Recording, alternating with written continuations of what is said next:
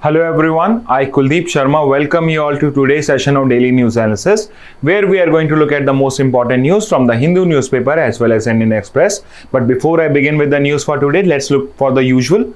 So let's look at the comment box and let's look at the question answers from you all from the previous session as well as from any questions if you have.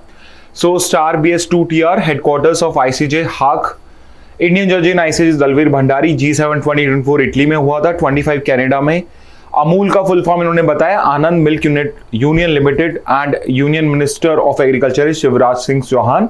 So star BS2R ने सारे answer जो दिए हैं वो सही दिए हैं। इसके बाद नेक्स्ट एक कमेंट है, billion biography 99592, voice is not clear sir. So I really apologise कि लास्ट टाइम का जो सेशन था उसमें साउंड क्वालिटी इश्यूज थे बिकॉज हम प्रॉपर इस तरीके से नहीं कर पाए थे because of some technical reasons, but अब हम वापस से इसी पर्टिकुलर फॉर्मेट पे शिफ्ट हो चुके हैं। Okay, Siddhi Lada sir, can you please explain Article 371? So yes, I can explain. So I hope you are aware कि आपका जम्मू कश्मीर को लेके आर्टिकल 370 था जिसको रिमूव कर दिया था, और एक आर्ग्यूमेंट जो उस टाइम में आ रहा था इट वाज दैट कि आपकी जितनी भी स्टेट्स हैं, आपके जितने भी यूटीज हैं, सबको सेम ट्रीटमेंट मिलना चाहिए। तो आप जम्मू कश्मीर के लिए अलग से ट्रीटमेंट क्यों कर रहे हो कि सिर्फ जम्मू कश्मीर के लिए ही आपने ये टेम्पररी प्रोविजंस क्यों प्रोवाइड करें? But that is not true because article 371 और आर्टिकल 371 के आगे 371A से लेके J तक आपके ऐसे 12-13 आर्टिकल्स हैं जिसके अंदर में हमने स्पेशल प्रोविजंस बना रखे हैं, जिसमें there are special provisions for different states.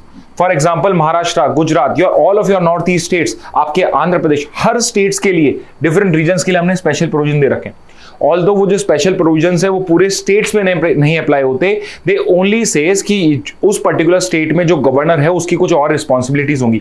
For example कि अगर फॉर एग्जाम्पल महाराष्ट्र और आपके गुजरात में जो ट्राइबल रीजन है उन रीजन्स के लिए जो गवर्नर है वो थोड़ा और रिस्पॉन्सिबल होगा, उनके लिए वो अलग से ऑटोनॉमस रीजन्स क्रिएट करेगा। If you are aware that India के अंदर में सबसे ज्यादा जो फार्मर सुसाइड्स होते हैं वो सेंट्रल इंडिया में होते हैं। एग्जैक्टली आपको मैं बताऊं तो मराठावाड़ रीजन जो इल फेमस है for the number of farmer suicide which happen in Marathwada region, and the main reason is कि यहाँ पे बहुत बार क्रॉप फेलियर होता है बिकॉज यहाँ पे ड्राउट बहुत होता है, तो इस वजह से प्रॉब्लम होती है, और ऑब्वियसली यहाँ पे आपका डेवलपमेंट भी अच्छे से नहीं हुआ है। So development is also lacking, और यहां पे ये ट्राइबल डोमिनेटेड रीजन है, this is a tribal dominated region. तो इन पर्टिकुलर रीजंस के लिए article 371, 371A, B, C, D depending on the states आपके यहां पे गवर्नर को डिफरेंट पावर्स प्रोवाइड करी हुई है, जिससे वो वहां पे और बेटर रेगुलेशंस और बेटर वहां पे ट्राइबल बेनिफिट के लिए, उनके डेवलपमेंट के लिए ज्यादा अच्छे रूल्स और रेगुलेशंस बना सके। तो इस टाइप से स्पेशल प्रोविजन जो है वो आपके आर्टिकल 371 से लेके 371A टू J जो है आपका, वहां तक आपके इस तरह से आर्टिकल्स दिए हुए हैं। ओके, नेक्स्ट पे आते हैं रामजस। हाँ ओके, सो रामजस ने पूछा sir various types of pardons in article 72 में डिफरेंस क्या है? सो आपके आर्टिकल 72 में प्रेसिडेंट को पार्डनिंग पावर्स प्रोवाइडेड है। तो पार्डन जब मैं उसका पूरा आर्टिकल 72 को मैं जब स्टार्ट करता हूँ रीड करना, तो वहां पे लिखा है प्रेसिडेंट की पार्डनिंग पावर्स, और वहां पे जो पार्डन वर्ड है वो एक कॉमन पार्लेंस के अंदर में है कि मैं जब रेगुलरली किसी को माफ करता हूं तो उसको मैं पार्डन बोलता हूं। बट आप जब उसको रीड करते हो 72 को, यू विल फाइंड आउट कि पार्डन का एक स्पेसिफिक मीनिंग है और बाकी के और भी तरह के वर्ड्स हैं जिनके डिफरेंट मीनिंग्स होते हैं, डिफरेंट उसकी पार्डनिंग पावर्स में आती है। तो अगर मैं पार्डन की बात करता हूं तो यहां पे होता है कंप्लीट एब्सॉल्यूशन फ्रॉम द क्राइम, यानी अगर प्रेसिडेंट ने किसी पर्सन को पार्डन कर दिया है, इसका मतलब है कि अगर उसको लेट्स से 10 इयर्स की पनिशमेंट थी और उसको कन्विक्ट किया गया है, तो उसका जो कन्विक्शन है वो वहीं पे खत्म हो जाता है, उसको पूरा का पूरा पार्डन या माफ कर दिया जाता है। बट इसके अलावा और भी ऐसे टर्म्स है उसके अंदर, जैसे है उसमें रेमिशन, जैसे उसमें रिस्पाइट, जैसे उसमें कम्यूटेशन, रिप्रीव, ये सब उसके अंदर में टर्म्स मेंशन है जिनके अलग अलग मीनिंग होते हैं। फॉर एग्जांपल रेमिशन का मतलब होता है कि जो उसकी सेंटेंसिंग नंबर ऑफ ईयर्स हैं उसको मैं वहां पे कम कर दूं। कम्यूटेशन का मीनिंग होता है कि जो उसका नेचर ऑफ पनिशमेंट है उसको मैं कम कर दूं। तो अगर आप एक बार सिंपल उसको रीड करोगे यू विल फाइंड आउट कि डिफरेंट वर्ड्स के डिफरेंट मीनिंग होते हैं, और पार्डन उन्हीं सबको आर्टिकल 72 उन्हीं सब पार्डनिंग पावर्स को ही डील करता है। ओके, नेक्स्ट पे आते हैं फैमिली लॉ में हिंदू के अलावा भी किसी और का लॉ स्टडी करने की जरूरत है क्या? सो फैमिली लॉ के अंदर में आई वुड से कि you can focus on the Hindu law to be exact, उसके अलावा थोड़ा बहुत आपको मुस्लिम लॉ जो होता है उसका बेसिक, आई वुड से very basic, not the very detail because इसके अंदर में जो पार्टीशन होता है वो थोड़ा सा कॉम्प्लिकेटेड हो जाता है। उसके अलावा आई वुड सजेस्ट कि आप special marriage act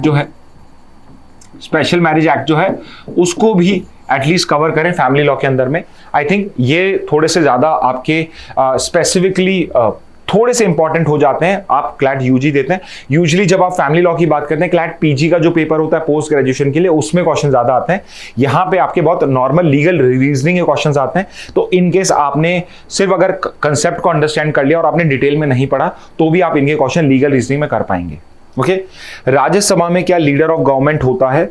so you should understand कि आपके जो लोकसभा और राज्यसभा है दोनों में लीडर ऑफ द हाउस होता है, लीडर ऑफ द हाउस होता है, और दोनों में आपका लीडर ऑफ अपोजिशन भी होता है। So there is a leader of house and leader of opposition. और लीडर ऑफ द गवर्नमेंट हम बोलते हैं, जो आपने वर्ड यूज करा लीडर ऑफ गवर्नमेंट हम बोलते हैं प्राइम मिनिस्टर को। So the correct term would be the leader of the house, leader of the Lok Sabha and leader of the Rajya Sabha. ये करेक्ट टर्म्स होंगे। लीडर ऑफ गवर्नमेंट का मतलब होता है प्राइम मिनिस्टर।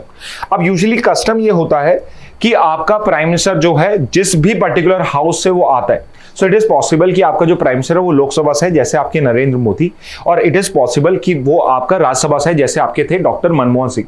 तो डॉक्टर मनमोहन सिंह आपके राज्यसभा से प्राइम मिनिस्टर थे और आपके नरेंद्र मोदी लोकसभा से प्राइम मिनिस्टर, लोकसभा से इलेक्ट होके आपके वो एमपी बने हैं, तो वहां से वो प्राइम मिनिस्टर है। तो यूजुअली इट इज कस्टमरी कि आपका जिस पर्टिकुलर हाउस में आपका पीएम होता है वो उस पर्टिकुलर हाउस का लीडर ऑफ द हाउस होता है, और प्राइम मिनिस्टर दूसरा जो हाउस होगा, प्राइम मिनिस्टर फॉर एग्जांपल अभी नरेंद्र मोदी लोकसभा में लीडर ऑफ द हाउस है, तो जो प्राइम मिनिस्टर होगा वो राज्यसभा के अंदर में लीडर ऑफ द हाउस को नॉमिनेट करेंगे। सो यूजुअली ये वाला तरीका होता है आपका, rather than using the term leader of the government, it is leader of the house. तो राज्यसभा में भी लीडर ऑफ द हाउस होता है, लोकसभा में भी लीडर ऑफ द हाउस होता है। प्राइम मिनिस्टर जिस पर्टिकुलर हाउस से बिलोंग करता है वो उस पर्टिकुलर हाउस का लीडर होता है। ओके, यानी लीडर ऑफ द गवर्नमेंट या प्राइम मिनिस्टर बिल्कुल उसी हाउस का लीडर होता है जिसका वो मेंबर होता है, और दूसरे हाउस में वो नॉमिनेट करता है कि किसको लीडर ऑफ द हाउस बनाया जाए। सिमिलरली जो आपकी लार्जेस्ट अपोजिशन पार्टी होती है जिसकी 110 मेंबर हो, उसका जो लीडर होता है वो लीडर ऑफ द ऑपोजिशन बनता है, और राज्यसभा में भी वही पार्टी जो होती है जिसकी लार्जेस्ट आपकी मेजॉरिटी होगी राज्यसभा के अंदर में, उसको यहां पे लीडर ऑफ द हाउस बनाया जाता है। ठीक है, तो इस तरीके से आपके लीडर ऑफ द हाउस और लीडर ऑफ ऑपोजिशन सेलेक्ट किए जाते हैं। नेक्स्ट पे आते हैं sir, green credit programme and carbon credit trading scheme में डिफरेंट क्या है? सो ये दो आपकी एनवायरमेंट रिलेटेड स्कीम्स है। तो ग्रीन क्रेडिट्स प्रोग्राम जो है आपका, ग्रीन क्रेडिट प्रोग्राम, ये आपका रिलेट करता है मिशन लाइफ से,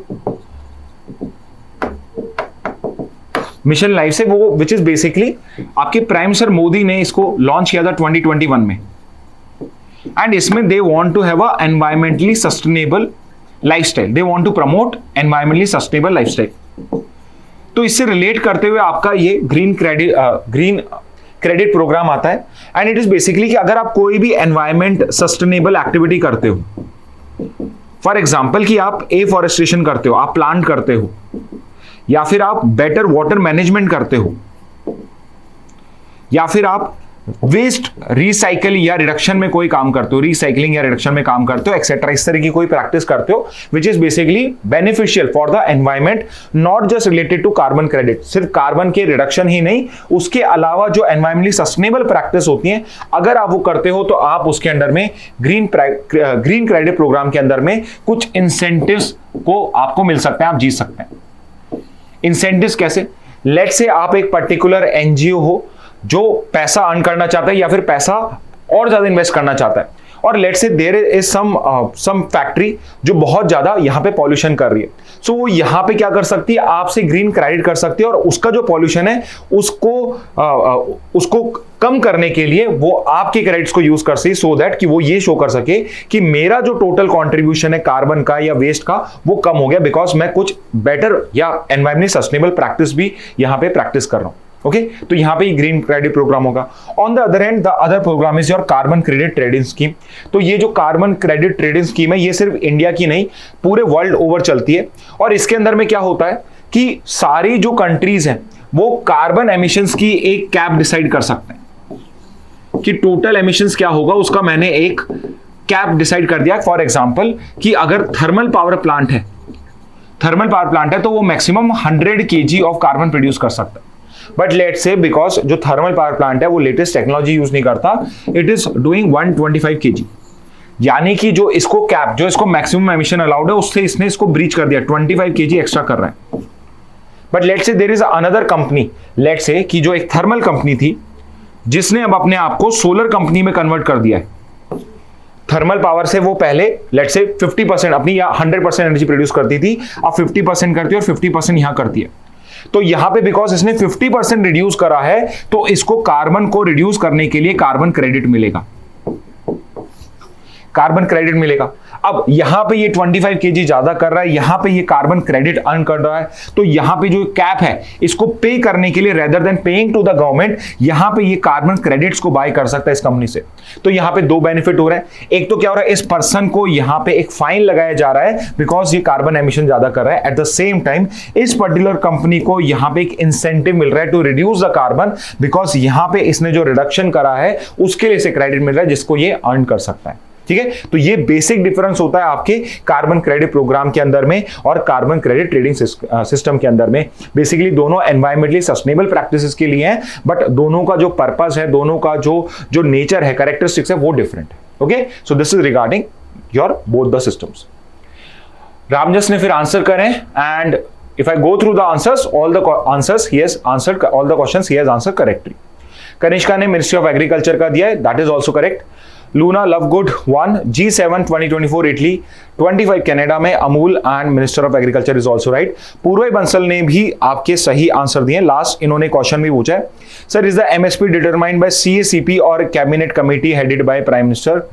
सो यस, कई स्टूडेंट्स को इस पे कंफ्यूजन होता है कि जो आपकी मिनिमम सपोर्ट प्राइस होती है इसको डिसाइड कौन करता है। So you have to understand कि इसको रिकमेंड करा जाता है, तो एक रिकमेंडेटरी बॉडी है, there is a recommendatory body जो है CACP, commission for agriculture cost and prices. इसका काम है सिर्फ रिकमेंड करना कि किस तरीके से हमें MSP को कैलकुलेट करना चाहिए। अब लेट से अगर इसने 100 रुपीज डिसाइड कर दी, 100 रुपीज पर केजी या जो भी आप जिस हिसाब से भी आप मेजर करना चाहो, इसने रिकमेंड कर दी, तो यहां पे ये recommendation cabinet committee of prime minister, cabinet committee जो है प्राइम मिनिस्टर के पास, उसके पास में जाएगी। और यहां पे इट इज पॉसिबल कि कैबिनेट कमेटी यहां पे जो इसने रिकमेंडेशन उसको एक्सेप्ट कर ले, या फिर हो सकता है वो 98 रुपीज रख ले, या फिर वो चाहे तो इसको बढ़ा के 105, 102, what ever they feel like it should be the correct particular MSP, they can decide on the same also, because ये अलग कैरेक्टरिस्टिक या अलग तरीके से कैलकुलेट कर रहा है। इनके हो सकता है अलग रीजनिंग्स हो, अलग रीजंस हो कि जिस बेसिस पे वो अलग MSP डिसाइड करें। तो रिमेंबर, जो आपकी CACP है उसका काम है रिकमेंड करना, और यहां पे जो कैबिनेट कमेटी है, फाइनल डिसीजन जो होता है आपका MSP को लेके, वो CACP का होता है। ओके, आगे मूव करते हैं। Sir can you explain COP meetings and what we need to know about it? तो इट्स कर्मा ने पूछा है एंड रामजस ने उसका आंसर दिया है। थोड़ा सा एक करेक्शन है विथ रिगार्ड टू COP का जो इन्होंने बोला है, तो UNFCCC जो है आपका, उन्होंने NUFC लिखा है, UNFCCC, United nation framework convention on climate change, जो 1990 के रियो समिट में हमने क्रिएट करा था। और इसके साथ ही हमने एक united nation convention on biological diversity और एक united nation convention on to combat desertification, ये 3 आपके ऐसे कन्वेंशन थे जो तीनों के तीनों रियो और समिट 1992 से निकल के आए थे।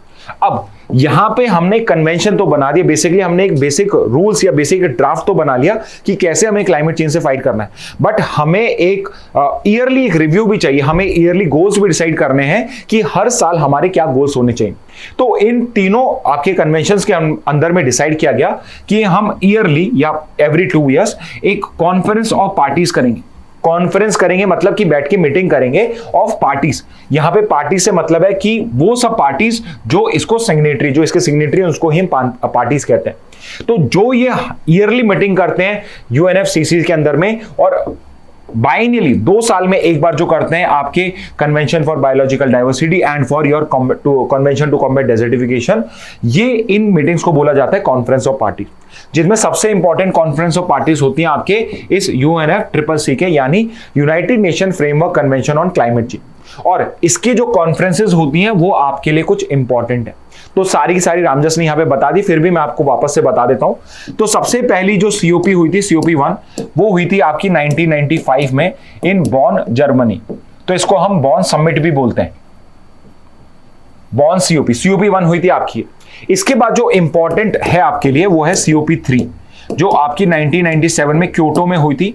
और यहां पे दिस वाज इंपॉर्टेंट बिकॉज यहां पे हमने क्योटो प्रोटोकॉल डिसाइड किया था, और यहां पे हमने फर्स्ट टाइम ये डिसाइड किया था कि देयर इज अ रिक्वायरमेंट कि जितनी भी कंट्रीज हैं, चाहे डेवलप्ड हो चाहे डेवलपिंग हो, उनको कार्बन रिडक्शन, कार्बन एमिशन को रिड्यूस करना पड़ेगा। बट क्योटो प्रोटोकॉल के अंदर में हमने डेवलपिंग कंट्रीज नहीं, बट जो इंडस्ट्रियलाइज कंट्रीज हैं, एनेक्चर ए में पुटअप करा था उनको, जो इंडस्ट्रियलाइज कंट्रीज हैं, हमने इनको प्राइमरी रिस्पॉन्सिबल माना क्लाइमेट चेंज के लिए, और हमने इनके लिए गोल्स डिसाइड करे कि आपको कितना कार्बन कम करना है। ऑल्दो कोई भी इसको अचीव नहीं कर पाया। इसके बाद सीओपी 8 होता है, and it is only important because this took place in India. New Delhi ने सीओपी 8 को कंडक्ट कर दिया था आपका, so that's why this becomes important. इसके बाद जो एक सबसे इंपॉर्टेंट जो आपकी इसमें सीओपी है वो है सीओपी 21। सीओपी 21 जो आपकी पेरिस में हुई थी, पेरिस में हुई थी इन 2015, जिसमें से पेरिस एग्रीमेंट निकल के आया था 2016 में। और Paris agreement is important because हमने इसमें 2 डिग्री सेल्सियस और 1.5 डिग्री सेल्सियस का गोल डिसाइड करा था, जो हमें अर्थ का टेम्परेचर 2 डिग्री सेल्सियस से ऊपर नहीं जाने देना है। ये इंपॉर्टेंट हो जाता है। उसके बाद एक इंपॉर्टेंट आता है आपका सीओपी 26, जो ग्लासगो है 2021 का, and it is important because यहां पे आपके इंडिया ने अपने पंच अमृत गोल्स बताए थे। पंच अमृत कई बार हम डिस्कस कर चुके हैं, तो मैं यहां रिपीट नहीं करूंगा। If you want you can again mention on the comment, next class में हम पंच अमृत को डिस्कस कर लेंगे। उसके बाद 26 के बाद आपकी रिसेंट्स वाली जो 3 है वो प्रोवाइडेड है। सीओपी 27 इजिप्ट में हुई थी, 28 यूएई में, 29 बाकू में है, और जो सीओपी 30 होगी आपकी नेक्स्ट वाली वो ब्राजील के अंदर है। ओके, सो हमें सीओपी 30 तक का पता है आपकी इस साल बाकू अजरबैजान में, और अगली साल आपकी सीओपी 30 ब्राजील के अंदर में हेल्ड होने वाली है। तो ये जो एक इंपॉर्टेंट कुछ आपकी सीओपीज हैं जिनको आप थोड़ा सा याद कर सकते हैं, बस इतना ही इंपॉर्टेंट है। और जो मेन है उसके अंदर में क्या क्या मेन चीज हेल्ड करी गई है वो आपके लिए इंपॉर्टेंट हो जाता है। बाकी से ज्यादा आपको इसको करने की जरूरत नहीं है आपके क्लैट एग्जाम के लिए। Okay, Jay Personal, the High Court of ICJ is Hague.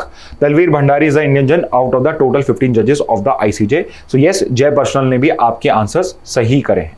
Okay, सो अब हम आज के न्यूज़पेपर पे स्टार्ट करते हैं। Let's look at the important news headlines. तो आपके Hindu as well as Indian express दोनों के अंदर में फ्रंट पेज पे जो न्यूज है, it is basically supreme court का एक पर्टिकुलर जजमेंट है which relates to child pornography. And यहां पे सबसे इंपॉर्टेंट बात ही यही है कि सुप्रीम कोर्ट ने बोला है we should not be using the word child pornography because child pornography trivialize करता है पोर्नोग्राफी को, नॉट पोर्नोग्राफी को बट चाइल्ड एक्सप्लॉयटेशन को, ये ट्रिविलाइज कर रहा है। बिकॉज पोर्नोग्राफी का जो यूजुअल कंटेक्स्ट होता है इसमें, इट बेसिकली मीन्स कि यहां पे कंसेंटिंग एडल्ट इस पर्टिकुलर फिल्म को यहां पे फिल्म कर रहे हैं। सो यहां पे कंसेंट है एडल्ट्स का, बट चाइल्ड पोर्नोग्राफी में there is no consent. Child इतना इनोसेंट होता है कि वो कंसेंट दे ही नहीं सकता, ही or she is not even aware कि उसके साथ किस तरह से उसका एक्सप्लॉयटेशन हो रहा है। तो यहां पे सबसे पहले जस्टिस पर्दीवाला ने ये जजमेंट पर्टिकुलर राइट करा। 3 जज बेंच थी, D Y Chandrachud was also on the bench. 3 जज बेंच थी, पर्दीवाला का मेन जजमेंट है। उसमें ही हैज सजेस्टेड कि हमें चाइल्ड पोर्नोग्राफी वर्ड को चेंज करके उसकी जगह जो वर्ड यूज करना चाहिए, it should be child sexual exploitative and abusive material. So rather than using the word child pornography, we should be using CSEAM word. CSEAM is basically child sexual exploitative and abusive material. Because rather than trivializing, यहाँ पे ये उसका जो extent है कि क्या हो रहा है यहाँ पे, उसको हमें रियलाइज करने में हेल्प करता है। बिकॉज यहां पे वी रियलाइज कि यहां पे चाइल्ड का एक्सप्लॉयटेशन हो रहा है, सेक्सुअल एक्सप्लॉयटेशन हो रहा है, एंड यहां पे उसको अब्यूज करा जा रहा है। एंड बेसिकली अगर कोई चाइल्ड पोर्नोग्राफी देख रहा है तो वो एक अब्यूजिव मटेरियल देख रहा है। And when someone is even watching a child pornography, he is actually leading to abuse of that particular child.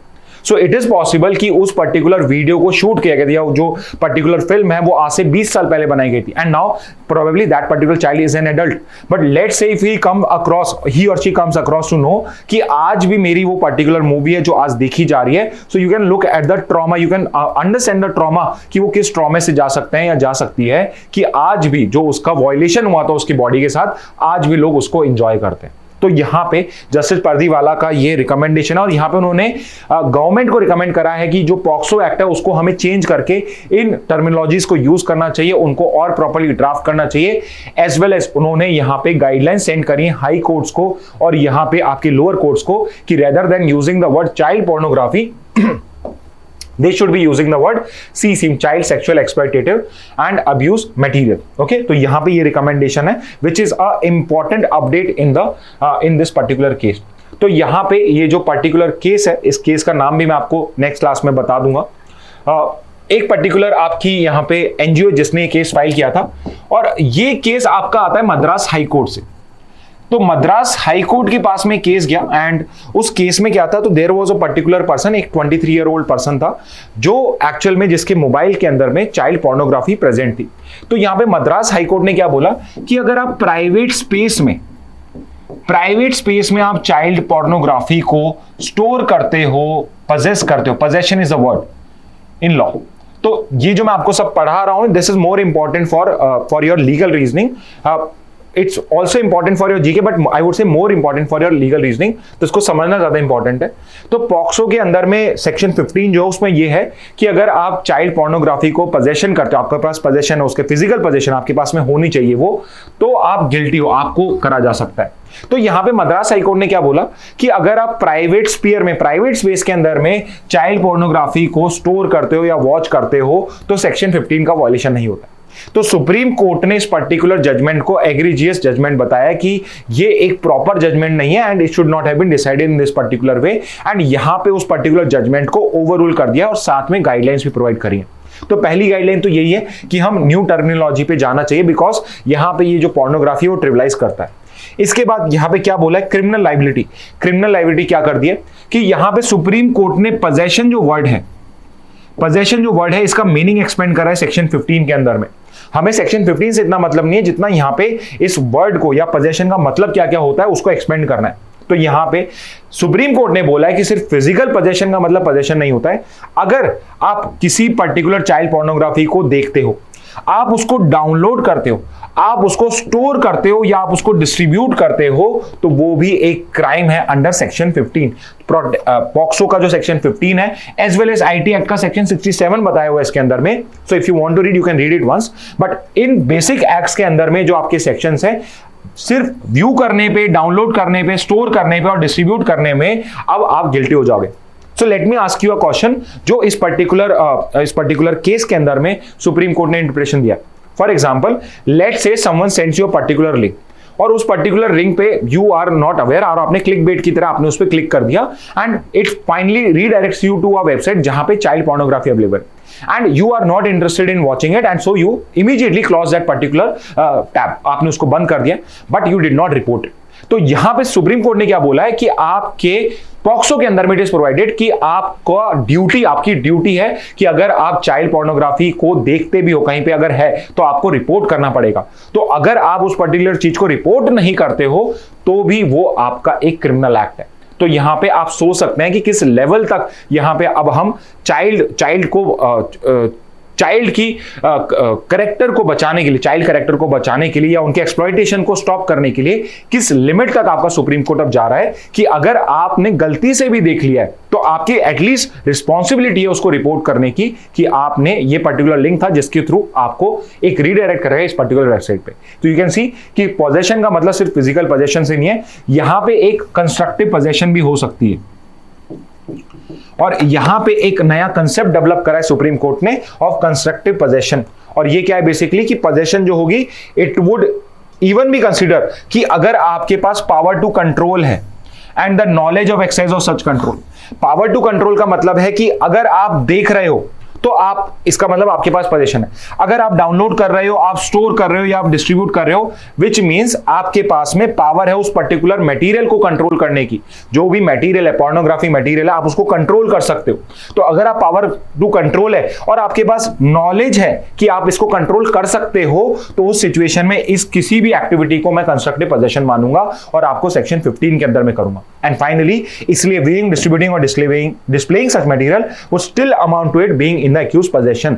तो यहां पे पोजेशन का मीनिंग जो है वो यहां पे ब्रॉडन कर दिया। So please pay attention to this particular aspect because it can frame a very good question in legal reasoning. ठीक है, तो ये एक इंपॉर्टेंट जजमेंट है, बहुत अच्छे से कवर करा गया सारे न्यूज़पेपर्स में। तो प्रोबेबली एग्जामिनर के भी हो सकता है आईज के थ्रू ये गया हो, तो इसलिए आपको भी ये ढंग से करना है। ओके, नेक्स्ट पे मूव करते हैं। द हिंदू से न्यूज है आपकी, पर्टिकुलरली एक पर्टिकुलर आपका ये एडिटोरियल है, India's defence exports and humanitarian law. तो यहां पे ये पर्टिकुलर जो ऑथर है, and he was a former professor in the NLU Jodhpur. तो इनका ये पर्टिकुलर आर्टिकल आया है और इन्होंने यहाँ पे बोला है कि इंडिया जो इजराइल को डिफेंस एक्सपोर्ट्स कर रहा है, probably it is violative of international humanitarian law. And यहां पे ये एक प्रॉब्लम हमारे सिस्टम की यहां पे पॉइंट आउट कर रहे हैं कि इंडिया जो है, जो इंपॉर्टेंट ऐसे इंटरनेशनल लेजिस्लेशन है, इंटरनेशनल लॉज है, उनका ना तो पार्टी है ना सिग्नेटरी है। So obviously India is not bound by it, but India की एक एथिकल ड्यूटी बनती है कि इंडिया को अगर कहीं पर भी ह्यूमैनिटेरियन लॉ का ब्रीच हो सकता है तो वहां पे अपने आर्म्स को नहीं भेजना चाहिए। और अपने पॉइंट को जस्टिफाई करने के लिए इन्होंने एक पूरा, एक तो ओवरव्यू दिया है कि इंडिया में लीगल फ्रेमवर्क क्या है और इंडिया को आगे क्या करना चाहिए। सो एक बार हम लीगल फ्रेमवर्क देखते हैं कि इंडिया के अंदर में अगर जो डिफेंस एक्सपोर्ट्स होते हैं वो रेगुलेट कैसे होते हैं। तो इंडिया के अंदर में आपके दो लॉज हैं, एक तो है फॉरेन ट्रेड एक्ट ऑफ 1992 और एक है वेपन्स ऑफ मास डिस्ट्रक्शन। तो वेपन ऑफ मास डिस्ट्रक्शन जिनको हम WMD बोलते हैं, तो इस WMD में आपके nuclear weapons, chemical weapons and biological weapons आते हैं। कोई भी इस टाइप के वेपन्स जिनका जो रिपरकशन होगा, it can go from generation to generation. तो उस टाइप के जो लॉज होते हैं, उस टाइप के जो एक्ट्स होते हैं, वो इस पर्टिकुलर चीज के अंदर में रेगुलेटेड है। सो सिंपली इज कि आप इन WMDs को तो यहां पे एक्सपोर्ट नहीं कर सकते हो, और दूसरा फॉरेन ट्रेड एक्ट जिसके अंदर में भी आप डिफेंस एक्सपोर्ट्स को रेगुलेट करते हो। But the problem with this particular laws is कि ये सिंपली, या ये आपको ये नहीं कहता है कि आप इनको नहीं कर सकते हो। इट सिंपली सेज कि आपकी जो गवर्नमेंट होगी, गवर्नमेंट के पास में पावर है, गवर्नमेंट को डिसाइड करना है कि उसको इस पर्टिकुलर चीज को एक्सपोर्ट करना चाहिए नहीं करना चाहिए। यानी कि कोई प्रिंसिपल बेस्ड यहां पे आपको प्रोविजन नहीं प्रोवाइड करा कि किन प्रिंसिपल्स पे कब आपको बेचना है, कब आपको नहीं बेचना है। फॉर एग्जांपल कि इजराइल अगर ह्यूमैनिटेरियन लॉ को ब्रीच कर रहा है, तो लॉ ये नहीं कहता है कि आप नहीं भेजोगे, लॉ ये कहता है कि अब गवर्नमेंट डिसाइड करेगी। यानी कि हमने पूरी की पूरी पावर जो है with regard to defence export किसको प्रोवाइड कर रखी है, गवर्नमेंट को प्रोवाइड कर रखी है, यानी कुछ प्रिंसिपल्स नहीं है। तो यहां पे कुछ international law on arms trade बताए हुए हैं। तो पहला इंपॉर्टेंट लॉ है आपका आर्म्स ट्रेड ट्रीटी। तो एक आर्म्स ट्रेड ट्रीटी है जो बेसिकली ये कहती है कि अगर कहीं पर भी वॉर क्राइम्स हो सकते हैं, अगर कोई कंट्री वॉर क्राइम्स कमिट कर सकती है, या सिंपली मैं बोलूं international humanitarian law, international humanitarian law जो बेसिकली आपके जिनेवा कन्वेंशंस होते हैं related to war. Geneva conventions आपके इंटरनेशनल ह्यूमैनिटेरियन लॉ का कॉर्पस बनाते हैं। एक है आपके हाग conventions.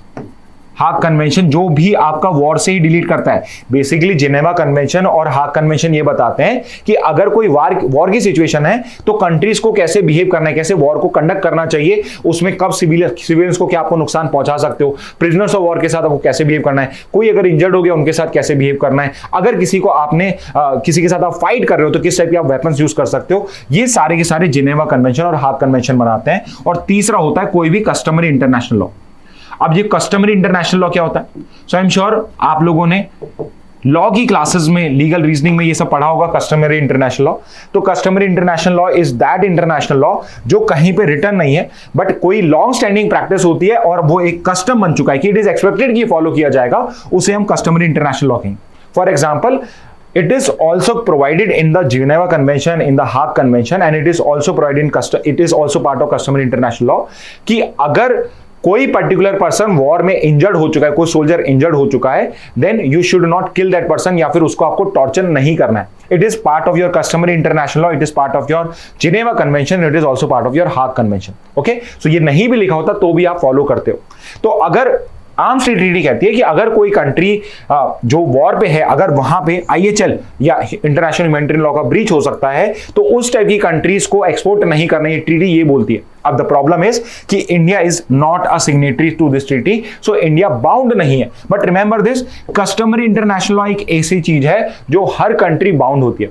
But again the problem with international, जो हम बार बार डिस्कस करते हैं कि इसको इन्फोर्स कराने का कोई मैकेनिज्म नहीं है. There is no enforcement mechanism. तो कोई कंट्री अगर इसको नहीं मानती है, चाहे वो इंडिया हो चाहे कोई भी कंट्री हो, तो आप उसको इन्फोर्स नहीं करा सकते अनलेस यू आर पावरफुल.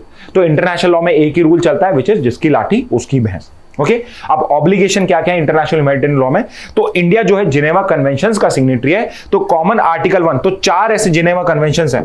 हमने प्रिजनर्स ऑफ वॉर, सिविलियंस के लिए, ड्यूरिंग वॉर्स, नेवल और शिप रैग जो आपकी हो जाती हैं, या आपके जो इंजर्ड सोल्जर्स हैं, उन चारों के अलग अलग कन्वेंशंस हैं, चारों बात ही कर रहे हैं. तो उनका जो आर्टिकल 1 है वो सबका कॉमन है, और वो ये कहता है कि सारे स्टेट्स को रिस्पेक्ट करना है IHL का.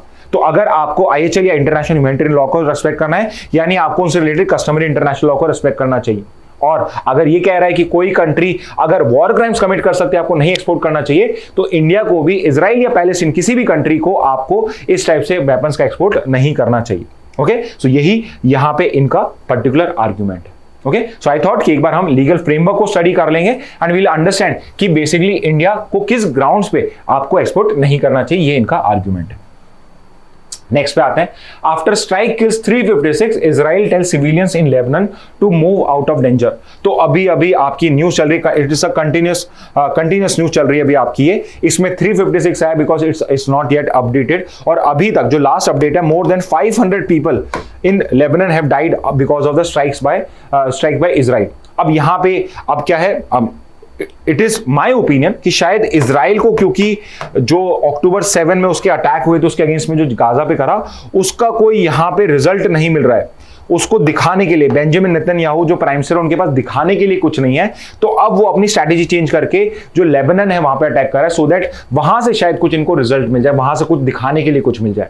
तो यहाँ पे ये डेस्परेट अटेम्प्ट ज्यादा है. और इसमें यू कैन सी कि अब जो ये नंबर है, ये जो नंबर ऑफ डेथ्स हैं, ये एक सिर्फ नंबर रह चुका है कि 500 से लोग मर चुके हैं, 600 लोग एक दिन में मर चुके हैं. कुछ टाइम पहले आपके वहां पे पेजर अटैक किया गया था इजराइल ने, which was a very high technical kind of attack, जहां पे बहुत सारे सिविलियंस के इनोसेंट पीपल ऑल्सो डाइड. तो वहां पे आपके जो ये इजराइल पैलेस्टीन इशू या लेबनान, ये मिडिल ईस्ट है, ये आपका सिर्फ नंबर का गेम बन के रह चुका है. यहां पे जो ह्यूमन बीइंग्स हैं, उनकी लाइफ की कोई वैल्यू नहीं रही है.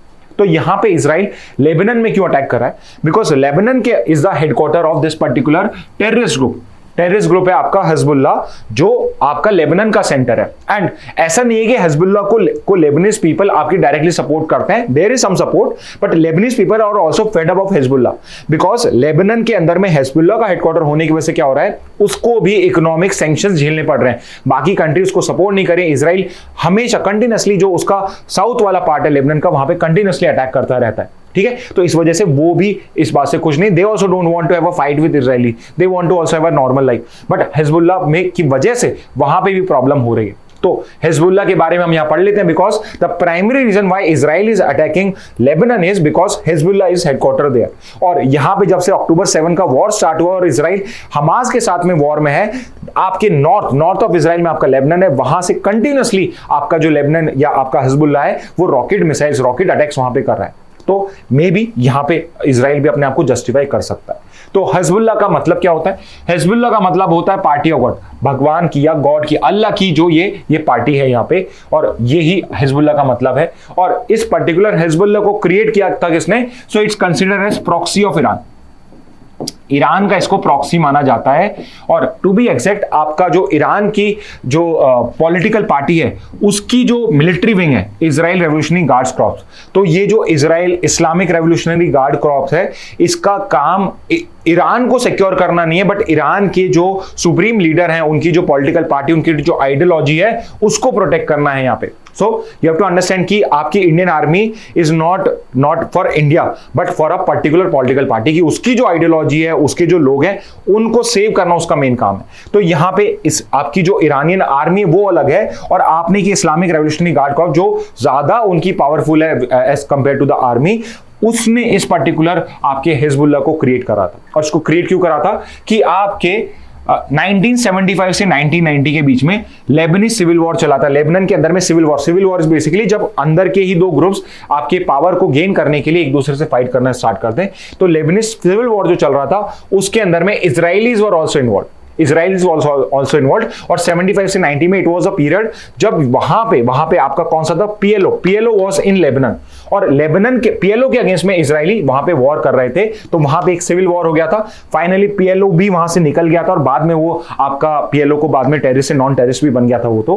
बट उससे फाइट करने के लिए, इजरायली से फाइट करने के लिए आपका जो Iran revolutionary Islamic revolutionary guard Corp है, आईआरजी भी बोला जाता है इसे, उसने हिजबुल्लाह का क्रिएट करा सो दैट वो उसको फाइट कर सके। ओके, और ये जो आपका हिजबुल्लाह है, it is recognized as the world most heavily armed non state actor.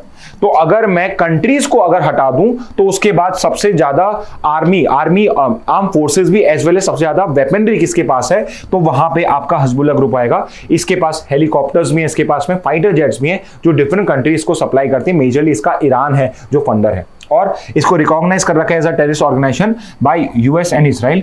Interestingly India जो है, इंडिया ने इसको रिकॉग्नाइज नहीं करा है अब तक as a terrorist organization. Okay, so I hope आपको हिजबुल्लाह समझ में आ गया होगा। In case you are finding anything, any question which I have not answered, you can always mention in the comment box. Next जब भी class होगी हम उसको भी डिस्कस कर लेंगे। ओके, नेक्स्ट पे मूव करते हैं। FSSAI issues notice to Tamil Nadu firm over ghee adulteration. So we not we but CLAT prep और हमारे जो बाकी की टीचर्स हैं उन्होंने इस टॉपिक को एक बार पहले डिस्कस कर लिया है कि आपका जो तिरुमाला टेम्पल है वहां पे आपके जो आपके घी यूज होता है आपके तिरुपति लड्डूस बनाने के लिए, तिरुपति लड्डू जो हैं उनको जियोग्राफिकल इंडिकेशन भी प्रोवाइडेड है, विच मीन्स कि जो लड्डू आपके तिरुमाला हिल पे बनते हैं, उस तिरुमाला टेम्पल में बनते हैं, सिर्फ उन्हीं को ही आप तिरुपति लड्डूस बोल सकते हो। और आप चाहे तिरुपति में सेल कर रहे हो, चाहे आप कंट्री में कहीं भी सेल कर रहे हो, उनको आप तिरुपति लड्डूस बोल के सेल नहीं कर सकते हो। तो वहां पे इट वाज फाउंड कि उसका जो घी उसमें यूज हो रहा है उसमें एडल्ट्रेशन था, उसके अंदर में कुछ कंपोनेंट आपको नॉन वेजिटेरियन फूड्स के भी पाए गए थे। तो यहां पे जो आपकी रेगुलेटिंग बॉडी है FSSAI, उसने नोटिस सेंड करा उस तमिलनाडु फर्म को जो घी को सप्लाई करने के लिए रिस्पॉन्सिबल थी। तो यहां पे FSSAI आपके जैन फेब में भी बहुत ज्यादा न्यूज में थी, बिकॉज आपके हांगकांग सिंगापुर में आपको वहां पे एडल्ट्रेशन के केसेस आ रहे थे और फिर से न्यूज में आया। तो इतनी बार न्यूज में आ रहा है तो हम एक बार वापस गो थ्रू करेंगे, because now it is become important for us. तो एक तो आपको FSSAI का फुल फॉर्म पता होना चाहिए, which is food safety and standards authority of India. ठीक है, तो फुल फॉर्म आपके पूछे जाते हैं तो आपको पता होना चाहिए। दूसरा, ये स्टैट्यूटरी बॉडी है, नॉन स्टैट्यूटरी बॉडी है। So because it has been created under a statute or a act, it is a statutory body. तो food safety and standards act है आपका 2006 का, जिसके थ्रू 2008 में ये फॉर्म करी गई थी। So remember this, there is a difference कि आपका एक्ट 2006 में आया था, बट FSSAI जो है वो 2006 में नहीं आई है, ये 2008 में फॉर्म हुई है। ओके, तो 2008 में फॉर्म हुई है। इसका हेडक्वार्टर है न्यू दिल्ली के अंदर में, तो ये हेडक्वार्टर है न्यू दिल्ली में। इसके फंक्शंस क्या क्या हैं? सबसे इंपॉर्टेंट काम है इसका कि स्टैंडर्ड्स और गाइडलाइंस को ले डाउन करना है। फूड सेफ्टी के लिए क्या स्टैंडर्ड्स होंगे, क्या गाइडलाइंस है, वो इसका मेन काम है। तो अगर कोई पर्टिकुलर कंपनी कोई फूड प्रोडक्ट को सेल करना चाहती है तो उसको इसके स्टैंडर्ड्स और गाइडलाइंस को फॉलो करना पड़ेगा। इसके बाद इसका एक इंपॉर्टेंट जॉब भी है, वो है फूड सेफ्टी लाइसेंस। तो अगर कल आप कोई रेस्टोरेंट ओपन करना चाहते हो तो आपको FSSAI से लाइसेंसिंग लेनी पड़ती है, लाइसेंसेस लेने पड़ते हैं और सर्टिफिकेशन भी करवाना पड़ता है, उसके बाद ही आप ले सकते हो। इसके बाद प्रोसीजर और गाइडलाइंस भी लेट डाउन करता है फॉर लेबोरेटरीज। तो कोई लैब है जो बेसिकली फूड्स को टेस्ट करती है तो उसको भी यही सर्टिफिकेशन प्रोवाइड करता है। इसके अलावा इसका एडवाइजरी रोल भी है, गवर्नमेंट को एडवाइस करना किस टाइप की पॉलिसी बनानी है फूड को लेके। इसके अलावा इट कलेक्ट्स डेटा ऑल्सो कि इंडिया के अंदर में कितना एडल्ट्रेशन है, किस सेक्टर में क्या है, क्या क्या इमर्जिंग रिस्क हो सकते हैं, कैसे हम उनको सॉल्व कर सकते हैं, वो सब के लिए भी डेटा कलेक्ट करना का काम इसका है। इसके अलावा इंफॉर्मेशन नेटवर्क भी बनाना है, बेसिकली हर जगह में कैसे आपको डील करना है फूड सेफ्टी से, उसके लिए एक इंफॉर्मेशन नेटवर्क भी बनाना है। And finally you must have seen, आपको बहुत बार आपको फूड सेफ्टी के रिलेटेड एडवर्टाइजमेंट्स मिलते होंगे, वो एडवर्टाइजमेंट्स भी आपका यही लगाता है, बिकॉज इसका एक जनरल अवेयरनेस फैलाने का भी काम आपका FSSAI का ही है। ओके, नेक्स्ट में आते हैं reform of global institution must for development, Narendra Modi. सो अभी आपके नरेंद्र मोदी यूएस विजिट पे हैं। रिसेंटली अभी हमने कवर करा था कि आपके जो प्राइम मिनिस्टर मोदी हैं उन्होंने क्वाड समिट जो पहले इंडिया में होने वाली थी इस बार यूएस में हुई है, उसमें पहले पार्टिसिपेट करा और उसके बाद his main job why he went there was because US New York के अंदर में आपका जो यूनाइटेड नेशन जनरल असेंबली है उसका सेशन था। तो उस पर्टिकुलर सेशन में he is talking about reform of global institution must for develop. तो यहां पे कौन से रिफॉर्म्स की बात कर रहे हैं? सो मेजरली जब भी हम रिफॉर्म्स की बात कर रहे हैं ग्लोबल इंस्टीट्यूशंस में, we are actually talking about United Nation Security Council, जो सबसे एक इंपॉर्टेंट बॉडी है यूनाइटेड नेशन की, सबसे पावरफुल बॉडी है I would say security United Nations की, it is United Nation Security council.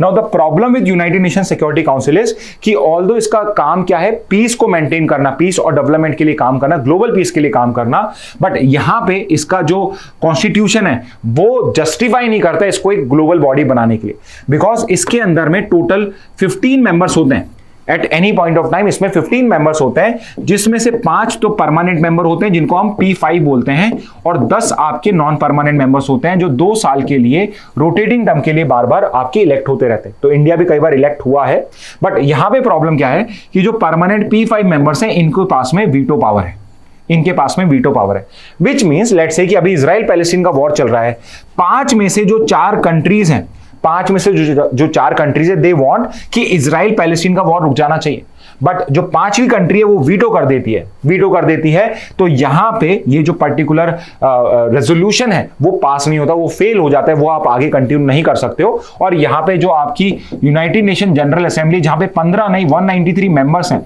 वो भी अगर कोई रेजोल्यूशन पास करती है still they can not do anything in this particular case because security council ने यहां पे वीटो कर दिया। अनदर प्रॉब्लम, तो यहां पे एक तो इंडिया क्या चाहता है कि जो परमानेंट 5 मेंबर्स है इनका नंबर इंक्रीज होना चाहिए, obviously not 3 but her continents का रिप्रेजेंटेशन हो चाहिए। So why it is a problem, because जो परमानेंट 5 मेंबर्स है इसके अंदर में वेस्टर्न कंट्रीज जो है आपकी यूरोपियन कंट्रीज है उनका वहां पे ज्यादा से है। फॉर एग्जाम्पल P5 में कौन कौन आता है, यूएस आता है, यहां पे आपका यूके आता है, यहां पे आपका फ्रांस आता है, यहां पे आपका रशिया आता है, एंड फाइनली यहां पे चाइना आता है। सो यू कैन सी कि एक एशिया को रिप्रेजेंट कर रहा है, एक एशिया यूरोप को रिप्रेजेंट कर रहा है, ये 2 आपकी यूरोप को रिप्रेजेंट कर रहे हैं और ये नॉर्थ अमेरिका को रिप्रेजेंट कर रहा है। बट यू ऑल्सो अंडरस्टैंड कि ये चारों करीब करीब क्रिश्चियन कंट्रीज हैं, आपके यूरोपियन या वेस्टर्न कंट्रीज हैं इस टाइप के। China would be one example of Asian countries. तो यहां पे ना तो साउथ अमेरिका से कोई रिप्रेजेंटेशन, ना यहां पे कोई अफ्रीकन कॉन्टिनेंट का कोई रिप्रेजेंटेशन है, ना यहां पे ऑस्ट्रेलिया और न्यूजीलैंड का कोई, ऑस्ट्रेलियन कॉन्टिनेंट का कोई रिप्रेजेंटेशन है, और एशिया जहां पे largest population of the world रहती है, तो लार्जेस्ट पॉपुलेटेड कंट्री रहती है, उसमें सिर्फ एक कंट्री चाइना ही यहां पे रिप्रेजेंट कर रहा है।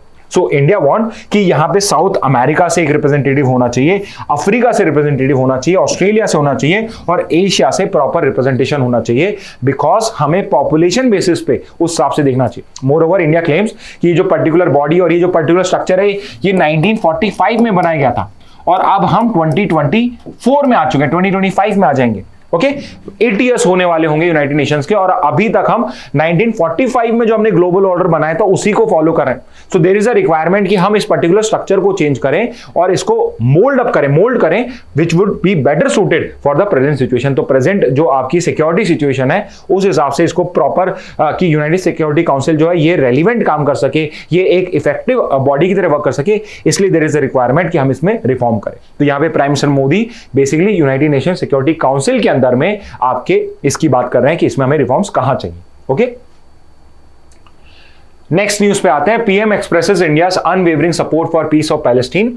तो कल आपके जो प्राइम मिनिस्टर मोदी हैं, ये जो प्रेसिडेंट आप अगर फोटो से पहचान सकते हैं तो ये आपके प्राइम मिनिस्टर हैं, नॉट प्राइम मिनिस्टर, प्रेसिडेंट है आपके पैलेस्टीन, स्टेट ऑफ पैलेस्टीन के महमूद अब्बास, जिनसे इन्होंने मीट करी एंड ही एश्योर्ड कि इंडिया पैलेस्टीन पीपल्स के साथ में खड़ा हुआ है। बट वी ऑल्सो नो कि कितना पैलेस्टीन पीपल के साथ में खड़ा हुआ है, कितना वो इजराइल के साथ में खड़ा हुआ है। बिकॉज आई वुड से दिस कि आपका इंडिया हो चाहे कोई भी वेस्टर्न कंट्रीज हो, यहां पे जो वॉर एक्सेसेस हो रहे हैं इजराइल के थ्रू, उसके लिए कोई भी इजराइल को क्वेश्चन करने के लिए रेडी नहीं है, which is not a good thing for international order. Because यहां पे सिंपली आप क्या मैसेज दे रहे हो कि अगर अगेन जो मैंने पहले बोली, जिसकी लाठी उसकी भैंस, यानी अगर आप पावरफुल कंट्री हो, अगर आपका वेस्टेड इंटरेस्ट है किसी और कंट्री के साथ, तो आप उस कंट्री को कुछ भी करने दे सकते हो।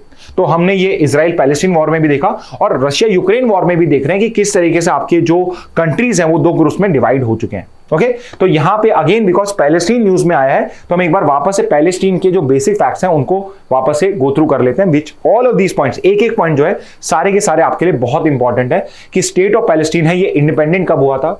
तो पैलेस्टीनियन पीपल ने खुद की इंडिपेंडेंस डिक्लेयर करी थी ऑन 15th of November 1988 15 नवंबर को इन्होंने अपनी पैलेस्टीन डिक्लेरेशन ऑफ इंडिपेंडेंस करी थी। इसको यूएन में ऑब्जर्वर स्टेटस मिला हुआ है, तो आप फुल मेंबर्स हो सकते हो, ऑब्जर्वर स्टेटस हो सकते हो। तो 2012 में इसको आपने ऑब्जर्वर स्टेटस दिया था। As of now 145 UN member states हैं जो इसको रिकॉग्नाइज करती हैं। इसकी capital as per them it is Jerusalem, वो भी जेरूसलम मानते हैं, इजराइल भी जेरूसलम अपनी कैपिटल मानता है, बट इनका एडमिनिस्ट्रेटिव सेंटर है रामल्ला में जो आपका वेस्ट बैंक के अंदर में है, वेस्ट बैंक के अंदर में। एंड करंटली इनके प्रेसिडेंट और प्राइम मिनिस्टर कौन है, तो प्रेसिडेंट है महमूद अब्बास जो फतेह पार्टी है, फतेह पार्टी के भी चेयरमैन है, और इनके प्राइम मिनिस्टर है मोहम्मद मुस्तफा। तो आपका जो प्रेजेंट पैलेस्टीन है इट कंसिस्ट ऑफ 2 टेरिटरीज, एक तो है वेस्ट बैंक, एक है आपका गाजा। तो वेस्ट बैंक के अंदर में तो जो फतेह पॉलिटिकल पार्टी है जो पीएलओ का ही पार्ट है वो वहां पे रूलिंग पार्टी है और उसके चेयरमैन महमूद अब्बास अभी उनके प्रेसिडेंट है। बट गाजा के अंदर में जो रूलिंग पार्टी है, लास्ट जो इलेक्शंस हुए थे उसमें Hamas came out as winner and वहां पे हमास का रूल है गाजा में। और इस्माइल हनैया की डेट के बाद में जो गाजा में उनके चेयरमैन थे, उनके जो लीडर थे वो ही अब हमास के चेयरमैन बन चुके हैं, या Sinwar. Okay, so remember these particular name. This is a particular very important PPT slide. Okay आगे मूव करते हैं। Laapataa Ladies is India's entry for Oscars. So अगर आपको फ्री टाइम मिले तो आप ये मूवी वॉच कर सकते हो। It's was a very nice movie, अच्छी मूवी है, बहुत छोटी सी। So you want to watch, you can watch it. And अच्छी मूवी है, हमें इससे भी पता पड़ता है कि ये ऑफिशियल एंट्री है आपकी 97th ऑस्कर्स अवार्ड के लिए, जो नेक्स्ट आपके मार्च में अवार्ड्स होंगे उसके लिए ऑफिशियल एंट्री है। बट मैं यहां पे इस साल के जो अवार्ड्स हुए थे उनको कवर कर रहा हूं, फिर से एक बार रिवाइज करा रहा हूं आपको। रीजन बीइंग कि आपके पहले ऑस्कर्स के ऊपर पे क्लैट में, एलेट में क्वेश्चंस आए हुए हैं। तो हमारे लिए लास्ट ईयर के एटलीस्ट इंपॉर्टेंट अवार्ड जो है, ऑल्दो इंडियंस यहां पे नहीं है, बट जो इंपॉर्टेंट विनर्स हैं आपके लिए वो इंपॉर्टेंट हो जाएंगे। सो 2024 में जो आपके इंपॉर्टेंट विनर्स थे, तो बेस्ट एक्टर ओपनहाइमर के लिए किलियन मर्फी को मिला था। बेस्ट एक्ट्रेस आपकी एमा स्टोन को मिला था पुअर थिंग्स के लिए। Best supporting actor, so I just included because Robert Downey junior is everyone's favourite, तो ओपनहाइमर के लिए इनको मिला था। बेस्ट डायरेक्टर अगेन ओपनहाइमर के लिए क्रिस्टोफर नोलन को मिला था, और बेस्ट मूवी भी ओपनहाइमर को मिली। सो वेरी इजी, ओपनहाइमर का ही best actor, best supporting actress as well as best director जो था, बेस्ट मूवी था, वो ओपनहाइमर को ही मिला है। तो इससे आप इसको याद कर सकते हो। ओके और ऑस्कर्स को एक्चुअल में आप अकेडमी अवार्ड्स बोलते हैं। ऑस्कर्स के पीछे भी एक इंटरेस्टिंग स्टोरी है कि इसका नाम कैसे पड़ा। डिफरेंट थ्योरीज हैं कि ऑस्कर नाम कैसे हुआ। सम से कि लाइब्रेरियन डिसाइड किया था, सम से अकेडमीज के जो लीडर्स हैं उन्होंने डिसाइड किया था। So still it is not known properly कि ऑस्कर्स नाम कहां से आया। Okay let's move to the next news. Key provisions of California's deepfake legislation. What is California's new anti-deepfake bill? So you must have heard कि आप artificial intelligence जो है धीरे धीरे it is also becoming more intelligent day by day. तो I am sure many of you might have used ChatGPT also, although इतना ज्यादा reliable नहीं है। Specifically my advice to all the class students would be कि आप लोग उसको factual data के लिए मत यूज करना कभी भी, हमेशा क्रॉस चेक कर लीजिए। मे भी कोई क्वेश्चन का आंसर चेक करना है या कोई आपको कोई पर्टिकुलर कंसेप्ट को समझना है, आप उसको यूज कर सकते हैं, बट फैक्चुअल डेटा के लिए प्लीज उसको यूज मत करना। वो बहुत बार एरर शो करता है, सो वो आपको गलत आंसर भी दे सकता है। बट उसी में से एक टेक्नोलॉजी निकल के आती है deepfake. What is the deepfake? So now it is possible कि आप कंप्यूटर के थ्रू, आप आर्टिफिशियल इंटेलिजेंस के थ्रू किसी पर्टिकुलर पर्सन को स्क्रीन पे शो कर सकते हो, उसकी वॉइस मॉड्यूलेशन, उसकी वॉइस, आपकी वॉइस चेंज करके उसकी जैसी वॉइस कर सकते हो। And it is very very hard to recognize. यानी अगर कोई करने वाला बहुत अच्छा एक्टर है तो बहुत इजीली उस पर्सन के एक्सप्रेशन को उनको मिमिक कर पाएगा, और अब आप पॉसिबल ही नहीं होगा कि आप आइडेंटिफाई कर पाओ कि ये रियल पर्सन है या फिर ये एक डीप फेक वीडियो है। तो यहां पे कैलिफोर्निया जो एक स्टेट है उसने डीप फेक आपका लेजिस्लेशन बनाया। तो हमारे लिए सिर्फ जीके के लिए तो ज्यादा इंपॉर्टेंट ये है कि किस पर्टिकुलर यूएस स्टेट ने लॉ बनाया है डीप फेक लेजिस्लेशन को लेके, इलेक्शन को लेके। तो the answer would be California. But उस पर्टिकुलर लॉ के अंदर में उन्होंने क्या क्या इंक्लूड करा है, तो ये एक तो इंडिया को भी लर्न करने की जरूरत है, और अगर आपके पास कभी कोई पैसेज आए तो वहां पे बेसिकली क्या क्या उन्होंने करा है वो आपको पहले से बताओ तो आपको हेल्पफुल होगी। तो पहला चीज है रिमूवल एंड लेबलिंग। तो लार्ज ऑनलाइन प्लेटफॉर्म यानी कि जो आपके फेसबुक है, व्हाट्सएप है, आपका इंस्टाग्राम है, एक्स है आपका, ट्विटर जो और अर्सवाइल ट्विटर है, उन सबको या तो रिमूव करना है या लेबल करना है इलेक्शन रिलेटेड डीफेक्स को। तो अगर इलेक्शन से रिलेटेड कोई डीफेक बनाना है, फॉर एग्जांपल यहां पे कंटेक्स्ट क्या था कि जो एलन मस्क हैं, जो ओनर हैं आपके एक्स के, उन्होंने एक डीफेक वीडियो शो करा आपका कमला हैरिस का, जो अभी प्रेसिडेंशियल कैंडिडेट है आपकी डेमोक्रेटिक पार्टी से, और वहां पे उन्होंने कुछ भी लेबलिंग नहीं करी थी कि ये एक डीप फेक वीडियो है। और ये पर्टिकुलर डीप फेक कब आ रहा है? इलेक्शन के टाइम पे आ रहा है। यानी कि अगर कोई पर्सन गलीबल है, कोई किसी को आप इजीली बेवकूफ बना सकते हो या इतना ध्यान से नहीं देखता है, तो आप उस पर्सन के साथ फ्रॉड भी हो सकता है। ही और शी माइट बिलीव कि ये एक रियल वीडियो है। तो इस चीज को टैकल करने के लिए दे वांटेड कि आपको लेबल करना पड़ेगा कि इट्स अ डीप फेक। आपको वहां पे लिखना पड़ेगा कि पैरोडी तो नहीं है, ये पैरोडी अकाउंट तो नहीं है कुछ, तो आपको ये लेबल करना पड़ेगा।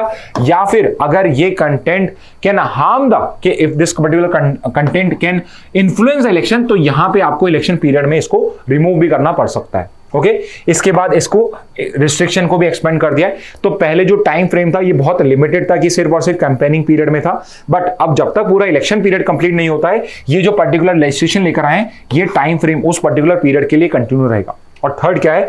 डिस्क्लोजर रिक्वायरमेंट, यानी कि नीचे आपका एक मैसेज भी आता रहना चाहिए, कि टिकर भी आता रहना चाहिए कि एड जनरेटेड और substantially Altered using artificial intelligence. तो लेट्स से आपने पूरा ही डीफेक बनाया या फिर आपने मॉडिफाई करके बनाए, आपको हर कुछ वहां पे कंटिन्यूअसली प्रोवाइड करना पड़ेगा। तो यहां पे ऑल्दो एलन मस्क ने यहां पे शेयर तो करा था डीफेक वीडियो, तो जब पहले कमला हैरिस का वीडियो शेयर करा तब उन्होंने उस पर कोई भी लेबलिंग नहीं करी थी, उस पर लिखा नहीं था कि इट्स अ पैरोडी। बट अब उन्होंने वापस उसको रीशेयर करा है to send a message, because he is right now supporting Donald Trump वहां पे। तो वहां पे उन्होंने मैसेज में अब उन्होंने कहा है, वापस ही शेयर करा है, बट उसमें अब उन्होंने भी पैरोडी लिखा है साइड में, लेबल करके दिया। So although he knows कि he can have fun with the law of the US, but he is also smart to know कि मैं एकदम ही ब्रीच नहीं कर सकता हूं, बिकॉज यहां पे अब उन्होंने भी लेबलिंग स्टार्ट कर दिया। ओके, तो ये कैलिफोर्निया का डीफेक लेजिस्लेशन है। इंडिया के अंदर में क्या कोई AI रिलेटेड रेगुलेशन है? Answer is no. इंडिया में there is no regulation. India में AI को कोई रेगुलेशन नहीं है, नॉन रेगुलेटेड है इंडिया में। तो डीप फेक एक्सेट्रा भी इंडिया के अंदर में टोटली अनरेगुलेटेड है, कोई भी यहाँ पे डायरेक्ट प्रोविजन नहीं है। मे बी आप डेफेमेशन के अंदर में या किसी और इलेक्टोरल फ्रॉड के अंदर में आप केस फाइल कर सकते हो, बट यहाँ पे कोई लेजिस्लेशन नहीं है। ओके, इंडियन एक्सप्रेस की न्यूज आते हैं, why dengue cases have surge this year. तो इस साल आपके नॉट जस्ट इन इंडिया में भी केसेस डेंगू के ज्यादा हैं, बट आपका जो ब्राजील है, आपका जो अफ्रीकन कॉन्टिनेंट है, वहां पे भी डेंगू के केसेस बढ़े। यानी बेसिकली अगेन आपका जो ट्रॉपिकल एंड सब ट्रॉपिकल रीजन है, वहां पे केसेस बढ़े।